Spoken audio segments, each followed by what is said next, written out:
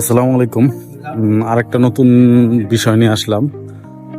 আমি রুম থেকে বের হওয়ার পর কয়েকদিন যাবত দেখি যে একটা গর্তর ভিতরে কয়েকটা বিলাই থাকে।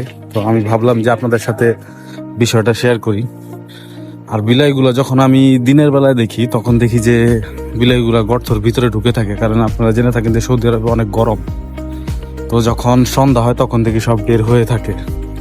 মাঝে মাঝে বের হয় দিনের বেলায়, বেশিরভাগ সম্ভাবনা বের হয় না। তবে সেই জায়গায় সৌদিরা খাবার দিয়ে রাখে বিলাইটির জন্য।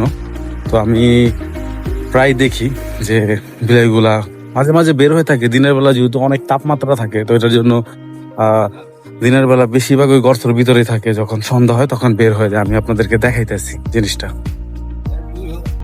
তো গাইস, আমি এই শ্যুটটা করেছি দিনের বেলা আপনাদের দেখানোর জন্য। সৌদির অনেক খাবার দিয়ে রাখছে এই জায়গায়, বিলাইগুলো কিন্তু গর্তের ভিতরে। তো যখন রোদ কমে যাবে তখন এই গর্ত থেকে বের হবে।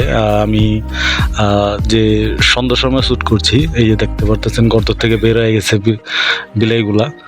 তো যখন রোদ থাকে তখন বের হয় না, আর যখন সন্ধ্যা হয় মানে রোদ চলে যায় তখন এই যে গর্ত থেকে বের হয়ে এরকম দুষ্টামি করে আর কি।